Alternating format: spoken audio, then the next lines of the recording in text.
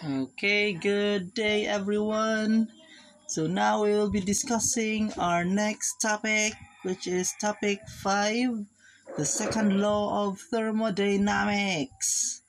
Okay, so second law of thermodynamics. So this process is spontaneous, occurs on its own. So entropy of the universe increases. So makita natin yung balloon. Okay, dito yung balloon. Oops.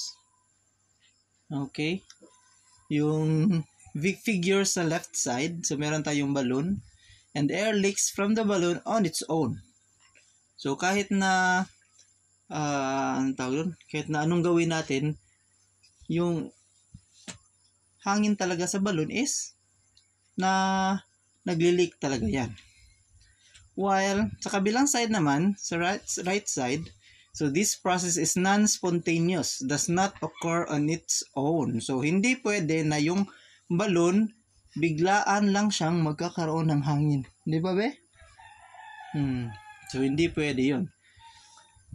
So entropy is a statement of second law of thermodynamics. In all the spontaneous processes, the entropy of the universe increases. So let's proceed with two more examples. So number 1, so yung may check, if I remove this white separator sa gitna ng box, so then both the gases will get mixed with each other on its own. So wala ka na magagawa doon pag tinanggal mo yung separator sa gitna, di ba be? Oh, why are you crying, baby? Oh no. So let's pause. So ganon. So but what about the reverse process? So it is possible to separate both the gases by putting separator? No, it's not possible. So pag nagmix na sila, pag nilagyan mo ng separator ulit sa gitna, hindi sila babalik sa kanilang original na position. So that is entropy. Okay, next. The hot coffee will lose its heat on its own without any external help. But what about the reverse process? So, will this coffee absorb heat on its own? Diba? So, hindi pwede. So, well, the second law of thermodynamics is all about this only. So, second law of thermodynamics decides whether the process occurs on its own or not. So, parang a continuation siya ng first law of thermodynamics. Okay, so, well, the statement of the first law of thermodynamics says that this process is possible. Energy can be transferred from one form to another, but according to the first law of thermodynamics, the heat energy of the room can be transferred back to the coffee, but in actual practice, it is not possible to have such a process taking place on its own. So, yung limitation ng ating first law of thermodynamics is nilagyan siya ng second law para mas ma-overcome natin yung limitation ng first law. Okay, so the second law of thermodynamics is used to check whether the process is spontaneous or not. So it also tells us the direction in which the process will proceed. So what is second law of thermodynamics? So the second law of thermodynamics for heat engine, there are 3 ways. So for heat engine, meron tayong Kelvin-Planck statement. For heat or pump or refrigerator, meron tayong Clausius statement. And the third one is the second law of thermodynamics is based on entropy. Okay, so it is impossible to make an engine which works on a single temperature source and converts all of its heat completely into work. So yan yung sinabi ng Kelvin-Planck statement. So, imposible na isa lang yung heat source or yung heat source and converts all of its heat completely into work. So, sa engine yun. So, this Kelvin-Planck statement simply wants to say that a heat engine must exchange the heat with at least 2 thermal reservoirs, one at higher temperature and other at low temperature. Then only the engine will operate. So, walang perfect engine. So, walang 100% efficiency sa makina. Imposible yan. Okay. So, Calvin Planck's statement of second law of thermodynamics says that there must be at least 2 thermal reservoirs to operate the engine. So, tulad dito, meron tayong hot body na red box. Yung hot body na yon is Q1. So, magbibigay siya ng heat sa ating heat engine and turn it into work. While yung heat engine naman is nagdidissipate siya ng mga heat loss papunta sa colder body. So, for example, sa surroundings, di ba? Yung heat engine natin, yung init niya is yung ibang init niya na pupunta sa surroundings. So, parang nagbabawas din siya ng heat. So, parang loss na rin. So, the second law of thermodynamics for heat pump or refrigerator is from Clausius' statement. So, it is impossible to construct a device that can transfer heat from cold body to the hot body without absorbing any work. So, heat cannot itself flow from colder body to a hotter body. So, hindi pwedeng pabaliktad. So, bawal or di yun pwede based on the second law of thermodynamics for heat pump.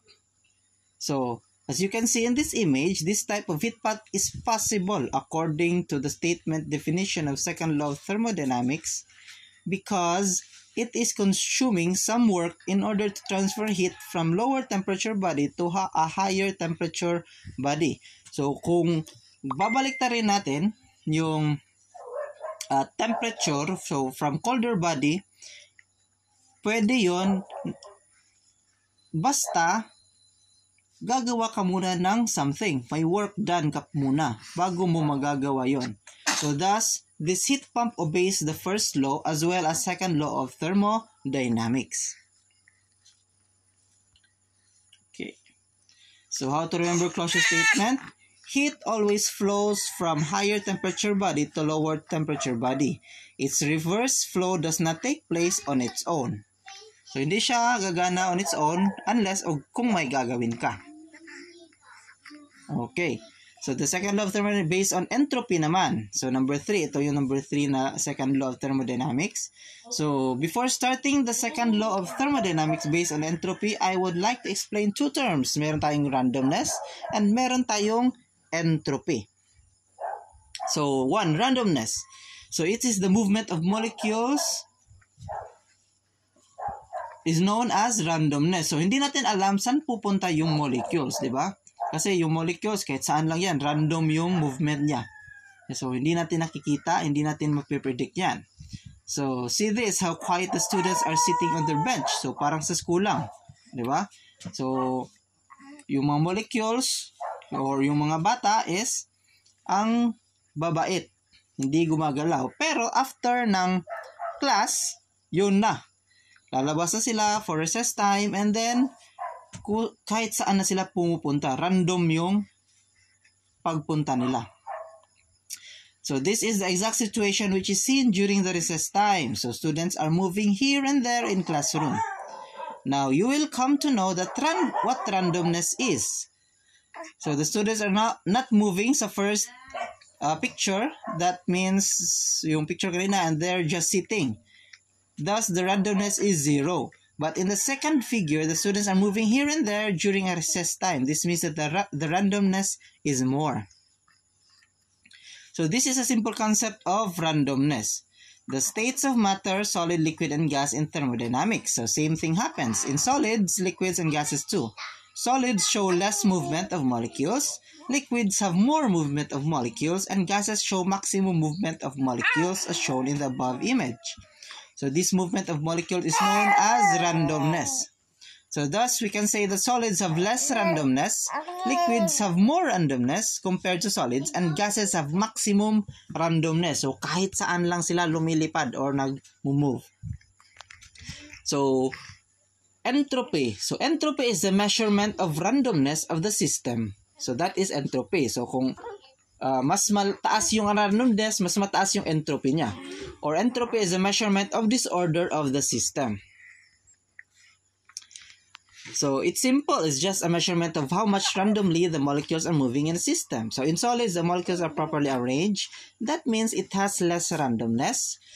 So yung gases naman have the very fast movement throughout the container. So it has more randomness, or it has the most randomness of all the three types of matter, kinds of matter. So liquid lies in between the solids and liquids. So the formula for a change in entropy is given by change in S, or entropy, is equals to the change in heat over the temperature. So now you will completely understand the second law of thermodynamics based on entropy. Okay, so entropy, in all the spontaneous processes, the entropy of the universe increases. So the second law of thermodynamics equation formula can be stated as the change in entropy of the universe is more than zero. So the change of entropy of the system plus change of entropy of the surrounding is more than zero. So the second law of thermodynamics equation is very important as it gives information about entropy. So by knowing the entropy change, we can come to know whether the process will occur on its own or not. So let's take the example of our day-to-day life. So case 1, coffee is absorbing heat from the surrounding. So let's say coffee absorbs 10 joules of heat from the surrounding. That means the surrounding will lose 10 joules of heat. So we can write the heat of the system is equals to plus 10 joules, while the heat of the surrounding is equals to negative 10 joules. Now, change in entropy of universe given by equation, change of entropy of universe equals to change of entropy of the system plus change of entropy of the surrounding. So, sa kapeng ito, siguro, mas mainit siguro yung, baka nasa Saudi sila, mas mainit yung surrounding temperature kaysa sa kape mo, kasi yung kape mo malamig na.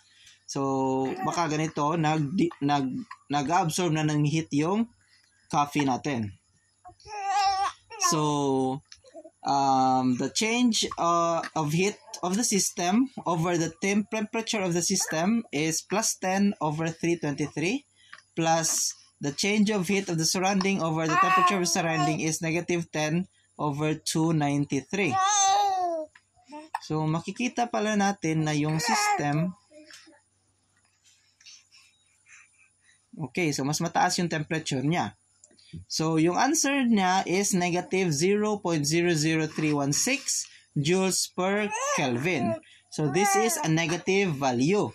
So, the entropy of the universe is decreasing here. Thus, it violates the second law of thermodynamics. So, di ba sabi kanina that the change of entropy of the universe should be greater than zero. So, since negative na siya, so hindi na siya pwede. Bawal na yun. So, we can say that this thermodynamic process is non-spontaneous. This process of absorbing heat from the surrounding will not occur on its own. Diba? So, hindi talaga gagana na yung kape is mag-absorb ng heat mula sa surrounding. Lalo na, ang kape is mas mataas yung temperature niya kaysa sa surrounding. Okay, so di talaga pwede. Okay, be? Okay ka lang dyan, be? Okay, next tayo. Next case. So, case 2, the coffee is releasing heat to the surrounding. So, let's say the coffee releases 10 joules of heat to the surrounding. That means the surrounding will absorb 10 joules of heat. So, pag compute natin, nagiging plus 0.00316 joules per Kelvin yung change of entropy in the universe. So, since positive siya, more than zero siya, so pwede na siya. So, the entropy of the universe increasing here. Thus, it satisfies the entropy statement of second law of thermodynamics. So, we can say that this process is spontaneous. So, pwede siya. Pwede siyang mangyari. Kasi positive yung entropy niya. Okay? So, differentiate natin yung Kelvin-Planck's and Clausius statement. Are related to each other. So, differentiate na kung related ba siya or hindi. So, I will explain to you the comparison. So, Kelvin-Planck's statement, it is applied to heat engines, while yung Clausius statement naman is applied to heat pumps and refrigerators. So, heat pumps, or usually ito yung sa HVAC natin. So, heat pumps, meron tayo sa HVAC, meron tayong heating, di ba? So yun, HVAC. Sa H, heat pump yun. And then, refrigeration, meron din yun sa HVAC. So, Kelvin-Planck statement is a negative statement, while the Clausius statement is also a negative statement. And then, Kelvin-Planck statement is based on experimental observation and no mathematical proof, while the Clausius statement is also based on experimental observations and no mathematical proof. So, experimental lang siya. So, the second law of thermodynamic examples or applications in everyday life. First, we have the cars and bikes engines. So, yung bike or yung motor sa atin, di ba? So, you know that heat flows from higher temperature body to lower temperature body, and heat engine working between this temperature reservoir can produce work.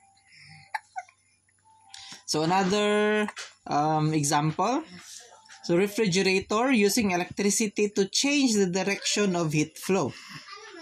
So, Clausius statement says that in order to make the flow of heat from lower temperature body to higher temperature body, there must be supply of work to the system. So, a heat pump or refrigerator is an example which works on this principle. So, in a heat pump and refrigerator, the electrical energy is given as input work in order to make the flow of heat from lower temperature to higher temperature. So yun. Next, number 3 example. Hot coffee becomes cold on its own. Now, this example of second law of thermodynamics is based on entropy statement. So, hot coffee becomes cold on its own because its temperature is higher than the surrounding temperature. So, obviously, heat will flow from higher temperature to lower temperature. In this way, heat of the coffee is rejected to the surrounding. So, the entropy of the universe increases by this process. Okay, number 4 example. An object falls on the ground on its own. So, nakikita na ba kayo ng bato na biglang lumipad? Diba? Hindi. So, according to the entropy statement of second law of thermodynamics, the process occurs in such a way that the entropy of the universe always increases. Thus, the body falls down only and it never goes up on its own. So, ulit, ito yung ice cap on table will melt on its own. So, according to the second law of thermodynamics, matutunaw at matutunaw talaga siya from higher temperature to lower temperature. So this process occurs on its own and the entropy of the universe increases. No. Hindi na ka. Yun. Okay, number 6, air leaks from the balloon. So syempre, hindi naman mangyayari na yung balloon kusa siyang lulobo. While yung balloon talaga is, syempre, nagli-leak talaga yung hangin. So, unti-unti siyang lumiliit talaga. So, according to the law of entropy, second law of thermodynamics based on entropy, so, entropy is increasing. Oh, this another one. This another example. Gases will mix automatically on its own. Pag tinanggal mo yung nagse-separate sa kanila. So, pero hindi yan babalik. It's non-reversible. Okay, water always flows from higher level to lower level. So, yun yung spontaneous talaga yun. Bababa at baba talaga yung tubig. Not unless kung gagawa ka ng work para paakyatin mo siya, like using a pump, di ba? Next is a gas takes the entire volume of a container. So if we add a small amount of gas in a room or a container, then it will occupy the entire volume of the room or container. So this process occurs in its own, and yes, this is based on the second law of thermodynamics. Heat engine. So ganito. Yung mga heat engine natin is ganun din. So let Q1 is equal heat transfer from the hot body, and Q2 is the heat received by the cold body. So now if you keep the engine between this hot body and cold body, then work can be produced from this engine as heat flows from the hot body to the cold body. Okay? Oh, no. So work is equals to Q1 minus Q2. So, heat engine is a device which is used for producing the motive power from the heat. Or heat engine is a machine or a device which converts heat energy into mechanical energy. by transfer of heat from high temperature to lower temperature. So do you know in the above picture how much of work can be produced by transfer of heat Q1 and Q2 as shown in picture? Here, the total amount of work done by this engine will be Q1 minus Q2. So the unit of work done is the same as the unit of heat, which is joule. So that is for the heat engine. Well, meron naman tayong heat pump. Okay, so yan yung heat pump. Usually, makikita natin yan sa mga aircon. Yung mga nasa labas ng aircon, di ba? So, heat pump. So, sa heat pump naman, mag-iba naman. So, now look in the heat engine. We saw that the heat transfer takes place from higher temperature body to the lower temperature body. And the device or machine produces some useful work, and that's obviously right. But what if we want to transfer the heat in the reverse direction? So from lower temperature body to higher temperature body. So heat transfer never takes place from lower temperature to higher temperature on its own, unless kung may gagawin ka.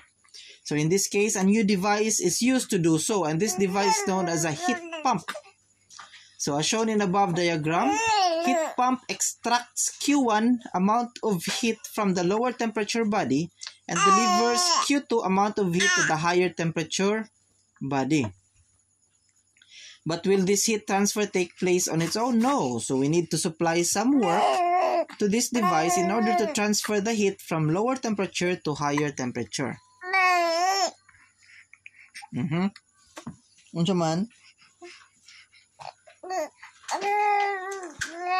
Agoy, nagyaw-yaw na. So let me give you a sample definition. So heat pump is a device which is used to transfer heat from lower temperature to higher temperature by using some input work. So do you know what amount of mechanical energy is supplied in this heat pump for transfer of heat from lower temperature body to higher temperature body? Oh, are you okay? Okay.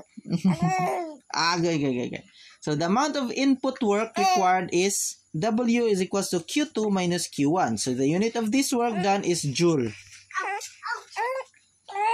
Okay, so the coefficient of performance of heat pumps or refrigerators.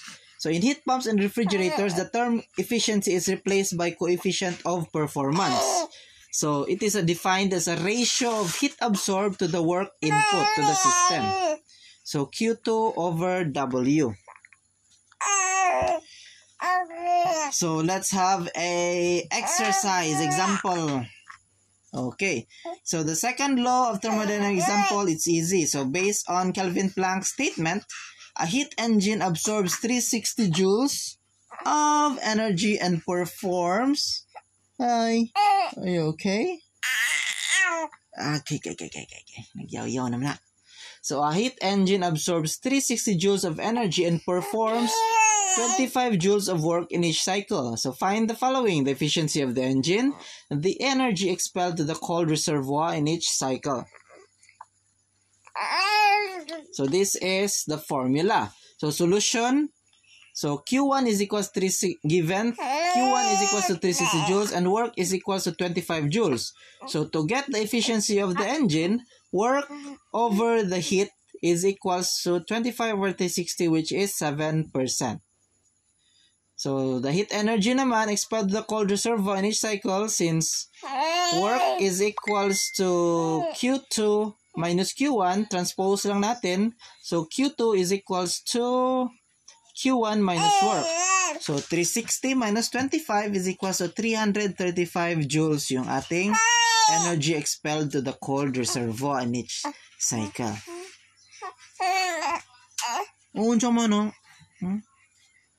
Okay, so example number 2, based on Clausius' statement. So a refrigerator has a coefficient of performance equal to 5, assuming that the refrigerator absorbs 150 joules of energy from a cold reservoir in each cycle. Find the work required in each cycle and the energy expelled to the hot reservoir. So given, meron tayong COP is equal to 5 and Q2 is equal to 120 joules. So letter A, to get the work, we will transpose COP is equals to Q2 minus over W. Oy, mahihirapan na daw siya sa mga formula. So, Agoy, mahirap ba yung formula, be? Agoy. Okay, so wait na lang natin. Medyo nahihirapan si baby. Pause mo na. So, to get for the work is equals to Q2 over COP. So, 120 divided by 5 is equals to 24 joules.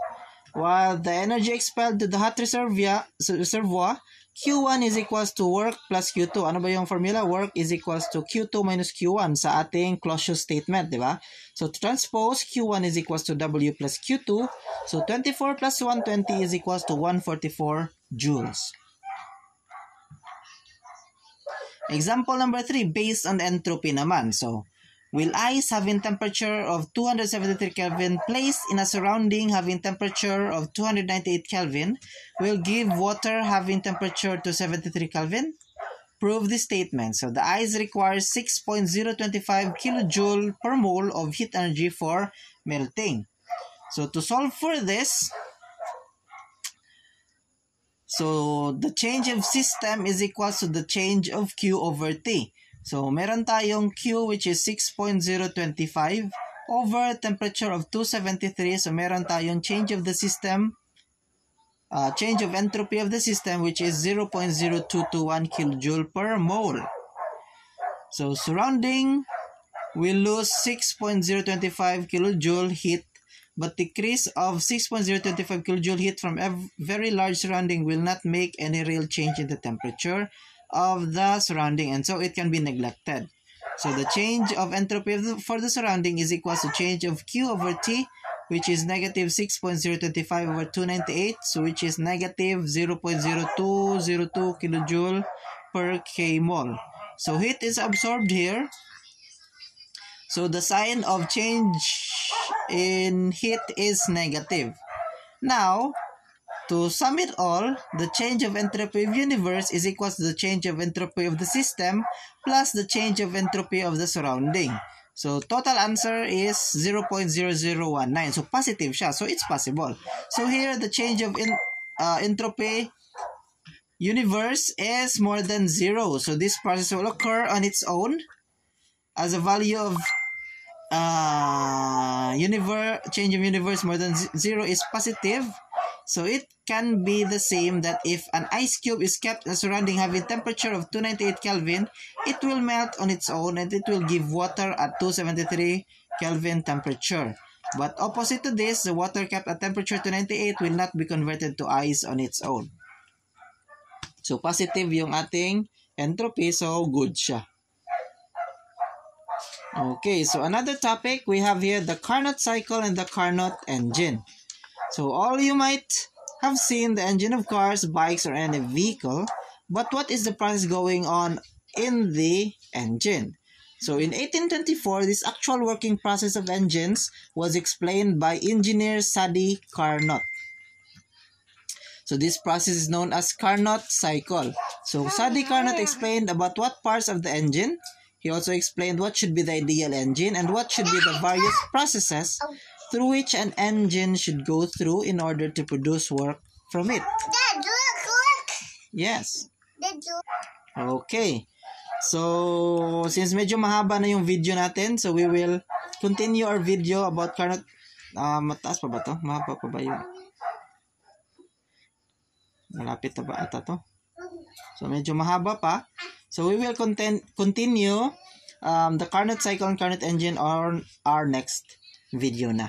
Okay? So, thank you for watching the video. Thank you. Bye-bye. And subscribe for more videos. Thank you.